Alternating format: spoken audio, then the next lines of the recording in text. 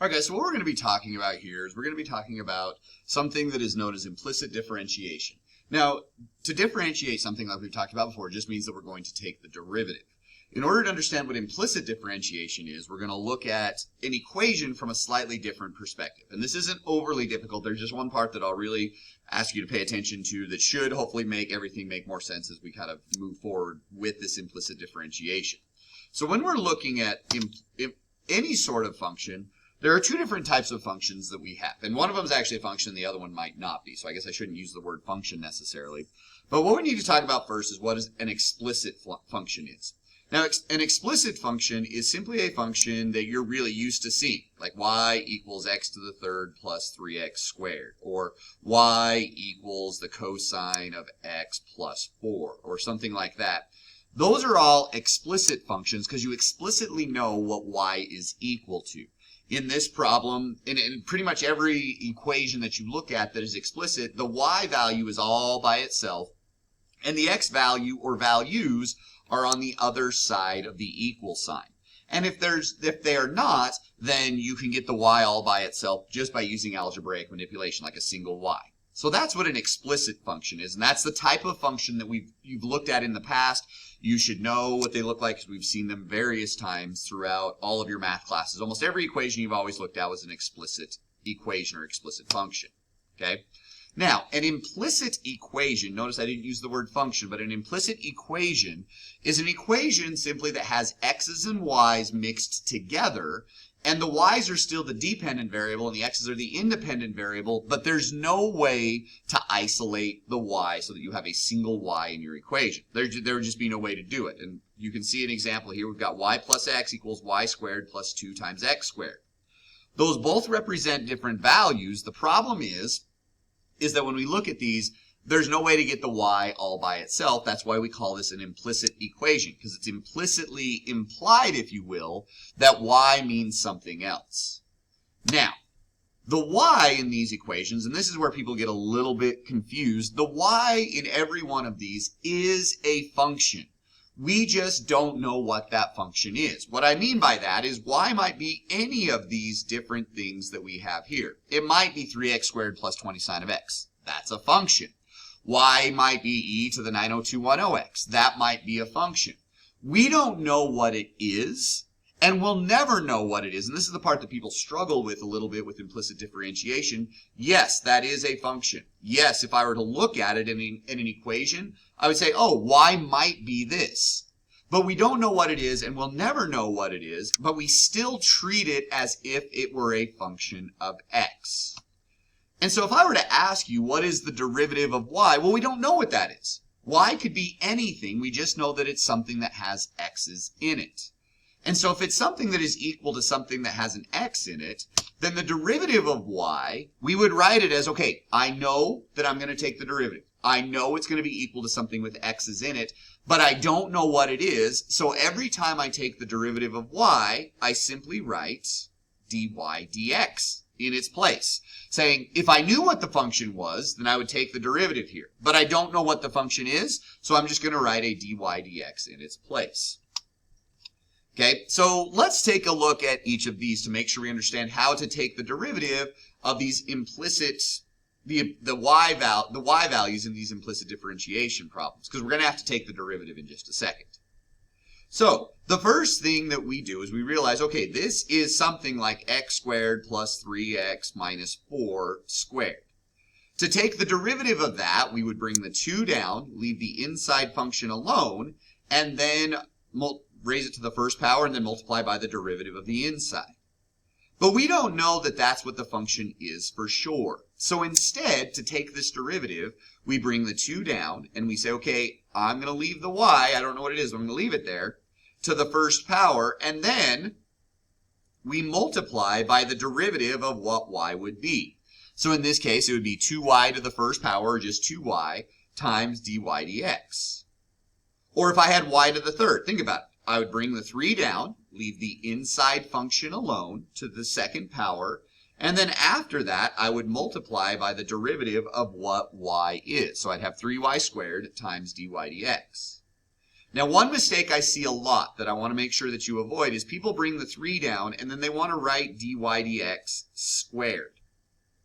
That's not properly applying the chain rule, so that is not what you should do in these problems. So if I saw one like cosine of y, this is where it happens even more, I have to realize that the y is like my inside function using the chain rule.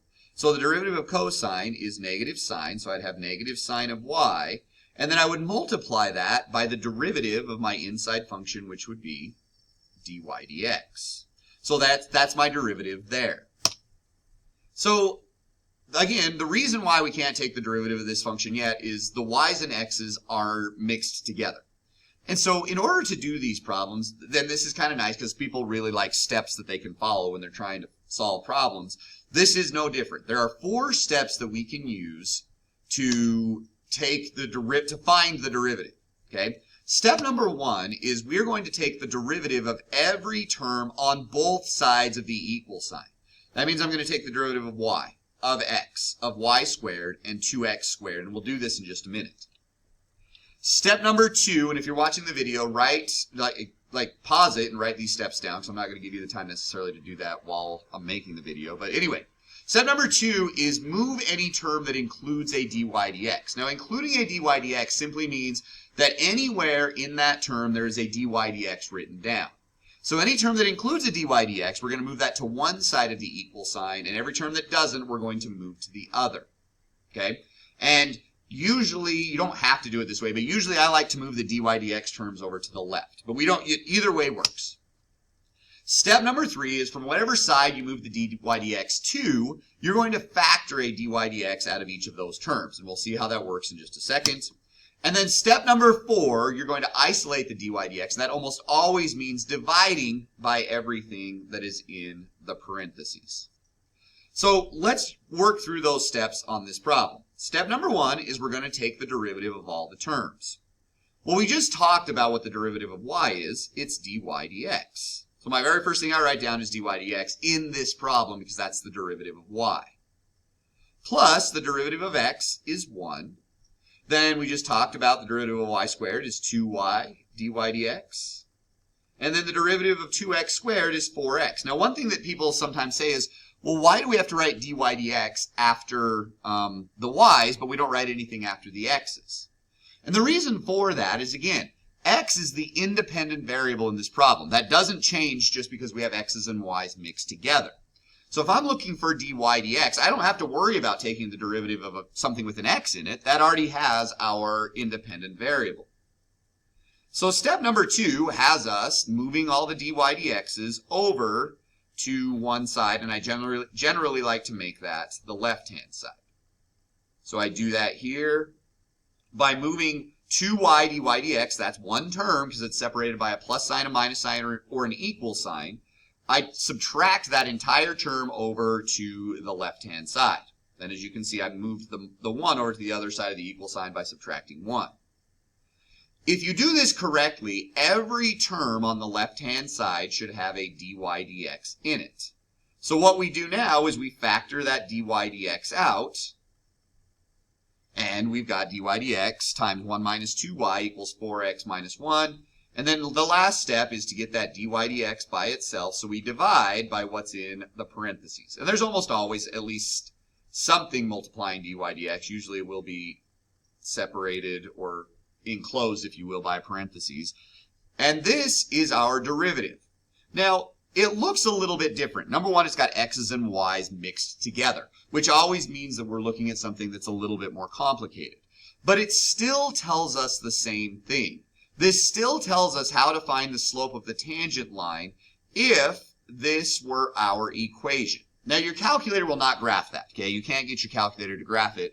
But if you were able to, if you had a different type of calculating program and you wanted it to graph, you would notice that the function kind of, it's not even a function, but the graph kind of meanders about. That still means that we can find the slope of the tangent line at any given point on that graph. It's just not a function this time, but we could still use this equation to find the slope of the tangent line. So hopefully that makes sense. Now let's do one more example together to make sure that we understand what's going on. So I've got this equation here, find dy dx. So I'm going to take the derivative one term at a time, or one term at a time. So derivative of y squared, we talked about it earlier, 2y dy dx. When we're taking the derivative of 3x times y, the product rule still holds here. So I still have to write down my first term times the derivative of the second, plus the second function times the derivative of the first. In this case, 3x is my first function, and y is my second function. And then we get equals 2x plus the derivative of cosine of y we talked about earlier is negative sine of y dy dx. So unfortunately for us in this problem, it made it look even worse, but we're still trying to find the derivative. Now what we do is our second step, move all of those functions, or all those terms over, they're not functions necessarily, but move all the terms that have a dy dx in them over to the left-hand side. So when I do that, I get this. Okay, so there again, step 1, step 2. Step 3, we factor that dy dx out. So I factor dy dx out of all of those terms. 2y plus 3x plus sine of y is equal to 2x minus 3y. Then we divide. Okay, so I get dy dx is equal to 2x minus 3y divided by 2y plus 3x plus the sine of y. And hopefully that makes sense. Hopefully you can see that that is the answer to this particular problem. Dy dx equals all of that. We just follow those same steps, and those steps always work. Okay? So that last slide we'd already talked about. So on this one, just real quick, and we'll need this for what we're going to talk about in just a second, I would have this as my derivative. Okay, so I'm just going to do, if you want to work this one out, it's totally fine. We need this for something else. So I've got, what I'm going to get is I'm going to get dy dx is equal to 2y plus 2 over 2y minus 2x. So there's our derivative there. Now, if I was asked to find the second derivative, I know already, this is the same problem we were just looking at, I know my dy dx is equal to 2y plus 2 divided by 2y minus 2x. If I wanted to find the second derivative, hopefully you can see we know what that means. It just means take the derivative of the derivative, which means in this case, I would find the derivative of 2y plus 2 over 2y minus 2x by using the quotient rule.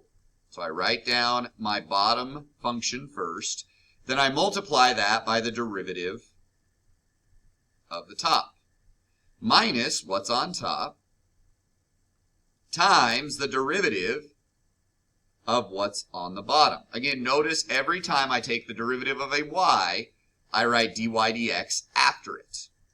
And then we put that all over the bottom squared. Now, at this point, a lot of people are like, ah, crap, because once I used implicit differentiation before, what we had to do is get the dy dx all by itself. In this case, though, the second derivative is already by itself. So instead of having to manipulate anything algebraically, all we do is we realize that the dy dx in the second derivative is the dy dx that we just found, and we insert that in everywhere that we saw a dy dx in the second derivative. So in this case, that is my second derivative. I would rewrite this, instead of writing dy dx, I would just put that entire thing in there, and that would give me my second derivative in this particular example. So the last thing you do always is just insert that in. Now, this is an idea that shows up a fair amount on the AP test. As long as you can do those 4 steps, you should be totally fine. There's nothing tricky to these problems. They just take a little bit longer to do. So if you have any questions about these, please come in anytime, and I will be able to help you out with anything you need. Thanks.